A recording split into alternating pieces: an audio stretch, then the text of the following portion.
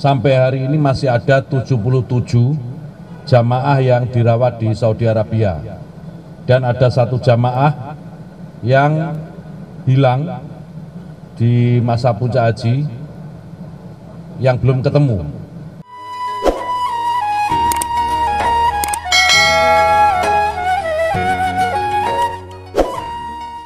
Assalamualaikum warahmatullahi wabarakatuh. Yang kita muliakan pimpinan Komisi 8 DPR RI, Bapak Kiai Haji Tubagus Aceh Sadili, Pak Dirjen, Pak Irjen, dan kawan-kawan media yang saya cintai. Saya ingin menyatakan beberapa hal dalam kesempatan yang baik ini. Yang pertama tadi sudah disampaikan oleh Pak Dirjen, jamaah haji terakhir sudah landing kemarin dari Surabaya, kloter 88 Surabaya. Dan secara umum alhamdulillah pelayanan ibadah haji ini berjalan dengan baik, dan saya juga barusan menjemput 355 petugas haji yang tersisa. Sebenarnya besok masih ada 5 orang, besok pagi masih ada 5 orang yang tertinggal, tapi insya Allah semuanya dalam keadaan baik. Kawan-kawan media yang saya hormati, sebagaimana kita tahu kuota dasar yang diberikan pemerintah Saudi kepada pemerintah Indonesia untuk jamaah haji reguler sebanyak 221.000, yang terdiri dari 203.320 jamaah haji reguler dan 17.680 jamaah haji khusus. Nah, tahun ini alhamdulillah kita mendapatkan tambahan 8.000 yang terbagi menjadi 7.360 jamaah haji reguler dan 640 jamaah haji khusus. Jadi secara total keseluruhan ada 210.680 kuota jamaah haji reguler dan 18.320 haji khusus. Kawan-kawan media yang saya hormati, ada beberapa catatan penting dalam pelaksanaan ibadah haji tahun ini. Di antaranya adalah yang ingin saya sampaikan, sampai hari ini masih ada 77 jamaah yang dirawat di Saudi Arabia, dan ada 1 jamaah yang hilang di masa puncak haji yang belum ketemu. Sebenarnya ada sekitar 8 jamaah yang hilang pasca puncak haji itu, yang 7 sudah ditemukan baik keadaan wafat maupun masih hidup, yang 1 masih belum ketemu. Ini saya sudah perintahkan kepada seluruh jajaran Kementerian Agama yang ada di Saudi Arabia melalui kantor urusan haji untuk terus melakukan proses pencarian terhadap jamaah yang masih belum ketemu sampai saat ini. Dan jamaah wafat sampai hari ini ada 773 jamaah, terdiri dari 752 jamaah haji reguler, 18 jamaah haji khusus, dan 3 jamaah haji furoda. Jamaah yang wafat ini, kawan-kawan sekalian, diantaranya ada 562 orang berusia 65 tahun ke atas, dan 81 orang berusia antara 60 sampai 64 tahun, berarti di bawah 65. Sedangkan ada 109 jamaah yang berusia di bawah 60 tahun. Kami mencatat jamaah yang paling sepuh yang wafat berusia 98 tahun ada 2 orang, dan jamaah yang termuda yang wafat 42 tahun. Ini ada 6 orang jamaah yang wafat. Kawan-kawan media yang saya hormati, memang banyak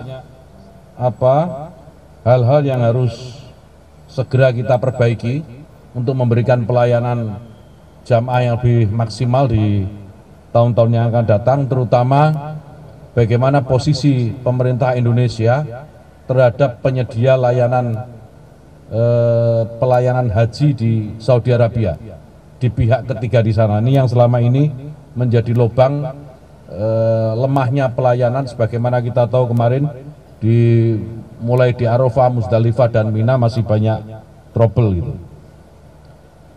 Tahun ini kami juga perlu sampaikan kepada kawan-kawan semua, kepada publik melalui kawan-kawan media, Ini pertama kali PPIH Arab Saudi tahun pertama ya memfasilitasi safari wukuf lansia dan jamaah disabilitas. Ada 129 jamaah yang mengikuti safari wukuf lansia dan jamaah disabilitas ini.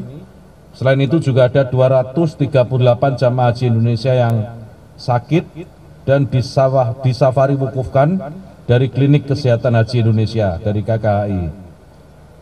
Kawan-kawan media, sebagaimana beberapa waktu yang lalu saya sampaikan bahwa pihak pemerintah Arab Saudi melakukan investigasi atas beberapa peristiwa yang kita ketahui, tadi sudah saya sebut, bagaimana di Arafah ada jamaah yang tidak kebagian tenda, sebagaimana di Mina toilet kurang gitu ya.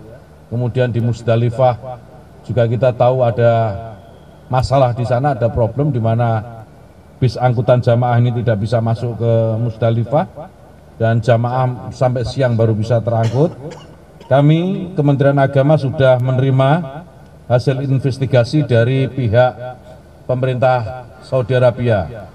Hasil investigasi ini dilakukan oleh Nazaha atau lembaga anti korupsi pemerintah Saudi Arabia, dan hasilnya pihak Nazaha ini menemukan kekurangan pelayanan yang semestinya disediakan oleh pihak ketiga atau pihak masyarik. Ini saya kira sejalan dengan penegasan PPIH yang sejak awal menyatakan bahwa persoalan layanan di Arafah, Musdalifah dan Mina ini menjadi tanggung jawab sepenuhnya masyarik.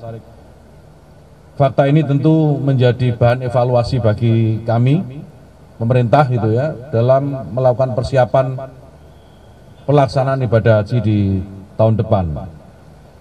Kawan-kawan sekalian yang saya hormati, tahun ini juga pertama kali jamaah kita usahakan untuk bisa mendapatkan air zam-zam lebih dari sebelumnya.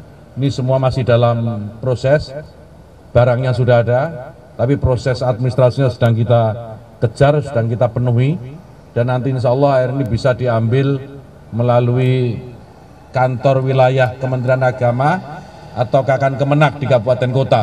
Cukup jamaah menunjukkan gelangnya, saya kira itu sudah cukup menjadi syarat untuk bisa mengambil. Dan kami di kesempatan yang baik ini juga ingin menyampaikan terima kasih secara khusus atas dedikasi dan kerja keras para petugas haji Indonesia. Kita tahu ada petugas yang harus menggendong jamaah, kemudian mohon maaf ya menceboki jamaah itu, yang sebenarnya ini di luar tugas pokok mereka, tapi mereka tetap lakukan karena menjadi semacam ada semangat itu, semangat pelayanan kepada para jamaah ini sebagaimana melayani orang tuanya sendiri. Saya juga menyaksikan ada jamaah ini juga yang luar biasa, ada jamaah yang rela memberikan pelayanan kepada jamaah lain meskipun dia bukan petugas gitu ya. Dan ini juga saya kira patut untuk mendapatkan apresiasi.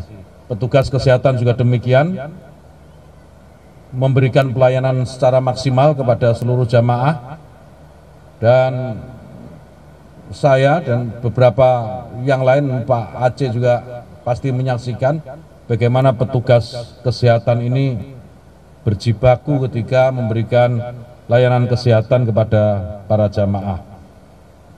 Kedepan, kawan-kawan sekalian, kita berharap persiapan pelaksanaan ibadah haji ini bisa dilakukan lebih cepat, karena kita tahu pemerintah Saudi juga sudah mengumumkan kuota untuk jamaah haji Indonesia masih sama dengan tahun ini, 221.000. Mereka mengumumkan lebih awal, artinya kita juga harus melakukan persiapan lebih awal.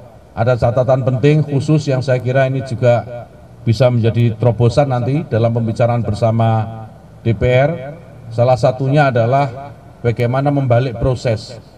kemarin itu jamaah lunas dulu baru cek kesehatan, sehingga seringkali petugas kita ini nggak berani atau merasa nggak enak hati, nggak meloloskan meskipun dalam kondisi payah jamaah gitu, karena alasan sudah melunasi. Nah, kita berharap nanti pembicaraan, tergantung pembicaraan bersama DPR, mudah-mudahan disepakati nanti bisa dirubah posisinya. Jadi cek kesehatan dulu, kalau dinyatakan sehat layak baru melunasi, sehingga besarnya jamaah haji yang wafat seperti yang tadi saya sampaikan ada 773, ini harapan kita ke depan bisa ditekan, karena jamaah wafat tahun ini jamaah wafat terbesar sejak 2015. Jadi tahun-tahun ke depan kita berharap jamaah wafat tidak sebesar tahun ini dengan pengetatan syarat istiqtoah kesehatan ini. Juga tentu ada beberapa terobosan-terobosan lain yang coba nanti kita akan bicarakan bersama DPR, penggunaan artificial intelligence misalnya untuk melakukan verifikasi dokumen jamaah haji dan seterusnya.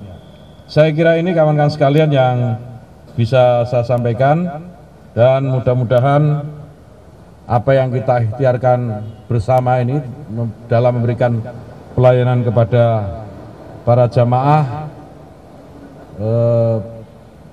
mendapatkan penilaian sebagai amal soleh dari Allah Subhanahu wa taala, itu yang kami harapkan. Dan mudah-mudahan jamaah haji semua diberikan predikat mabrur, dan kami mohon kawan-kawan semua mohon doanya agar kami tetap diberikan kekuatan dalam melakukan persiapan-persiapan dan pelayanan-pelayanan kepada jamaah ke depan agar semakin baik. Saya kira itu, nanti kita mohon Pak Aceh untuk bisa memberikan statementnya. Terima kasih. Assalamualaikum warahmatullahi wabarakatuh.